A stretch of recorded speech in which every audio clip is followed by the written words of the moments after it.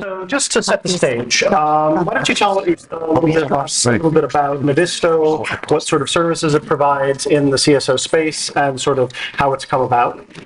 Yeah, thanks. Firstly, I'm grateful on behalf of the Novisto team to be here today. Novisto is a platform that is empowering organizations of all shapes and sizes to take action on sustainability. So what does that mean? There's two vectors really. So firstly, efficiency.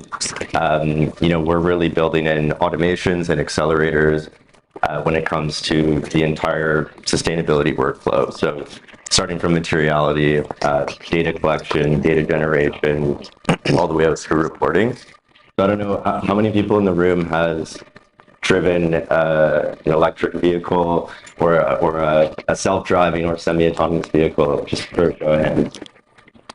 Okay, so maybe in a few years, there'll be some more hands up. But if you can think of, for those who have experienced that, driving an autonomous vehicle, that cognitive alleviation of cognitive load that you experience, that's effectively what we're trying to deliver for sustainability teams so that they can spend a lot more of their energy on action versus the administrative tasks. So that's the efficiency side of things. And then the other pillar is insights. So really ensuring rigor around data quality so you have the right data to take action on, of course, and then on the analytics side of things as well, so you can ultimately translate that data into actionable insights. Sure. So in terms of getting into the data that's being used, both in terms of building efficiency with your clients and also developing insights, what are the sort of the key metrics, the key pieces of data that your clients are really sort of clamoring after or find that is most useful to them? Yeah, so it's been evolving quite rapidly. I think ESG or sustainability is starting to come out of its infancy in terms of mass market. So climate was obviously the leading edge, but we have seen, especially with CSRD in Europe, a more broadening of the type of metrics that are being demanded from a regulatory standpoint, and that's CSRD is one across, whether it's the ESG rating methodologies, the data that they're incorporating into their scores, whether it's the investors that are digesting that data. So I think that CSRD is just representative of what's happening more broadly. So that's the first thing I'd say is breadth, just more focus on not just environmental and climate data, but expanding into the S&G pillars, of course. And then the other element is depth. So not just disclosing the explicit data itself, but all the kind of metadata around that. So if we think, coming back to CSRD as a template, you're not just disclosing the data, but you're looking at policies, actions, targets. So it's a little bit of past, present, and future. You have to really be clear on not only what your ambitions are, but how you're going to get there. So it's really forcing organizations to be more pragmatic around, I think if you rewinded to a few years ago, target setting was a little bit of a looser exercise, and now it's not just about setting climate targets, it's really across the board.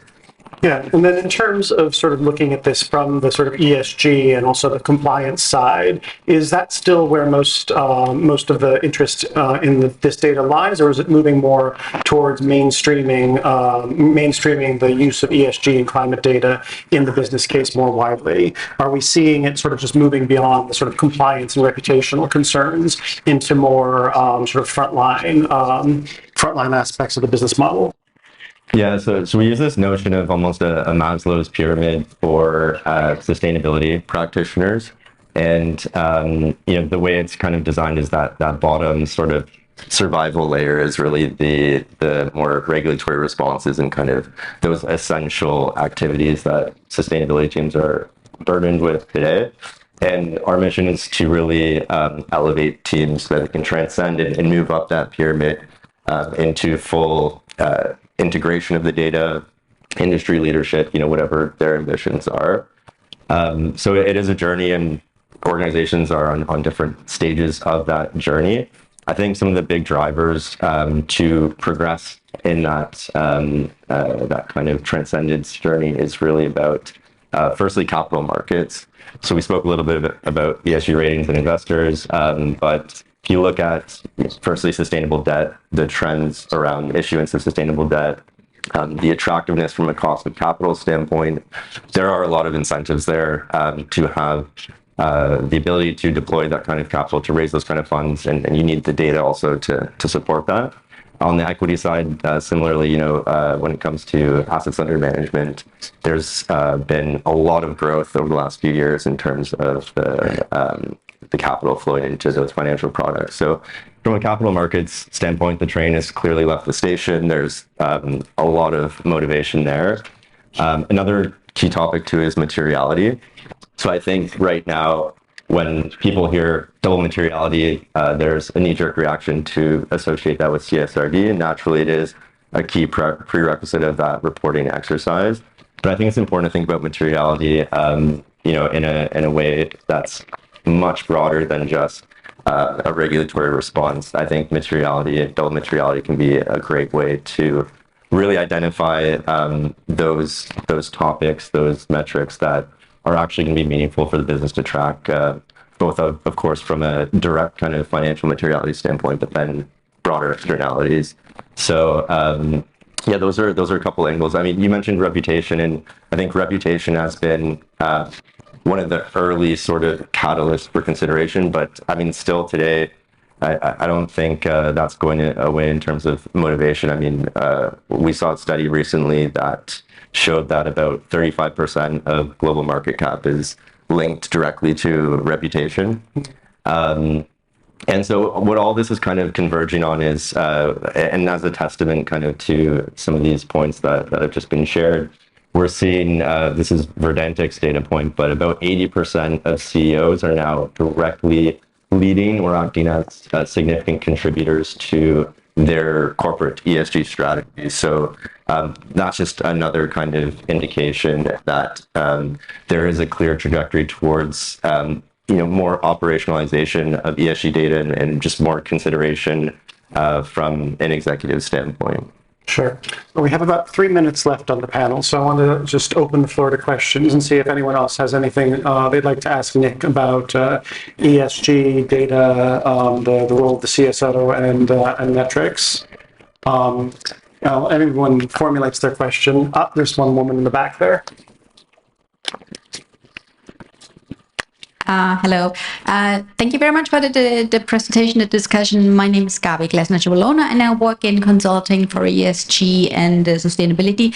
My question is a little bit, how important are benefits or business cases to be successful to drive a bottom line as a CSO? Because this is something that we encounter very often. Initially, the low-hanging fruits were quite helpful in driving the sustainability agenda a little bit, but now in the meantime, we are moving into the more hard-to-abate sectors or parts of the organization, and the whole business case topic gets more and more difficult.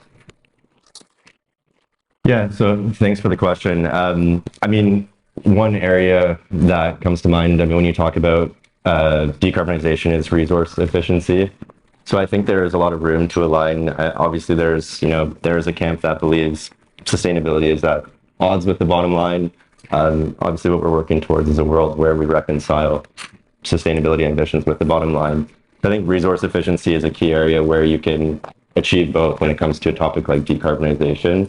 I think that now that organizations are starting to measure their non-financial data and do it in a much more granular way, that allows them to identify areas where you can, from coming back to the example of resource efficiency, you can identify those areas where you can simultaneously achieve both those objectives.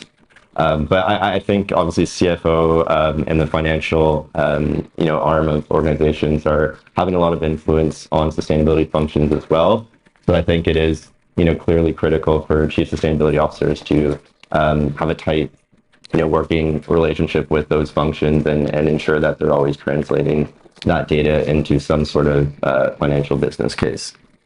Great. Well, I'm afraid we're out of time, but this has been a very enlightening tour of ESG, the role of it, of how it's evolved in the business case in major corporates, and what a company like Novisto can do. So thank you very much for your time, and thank you very much, Nick.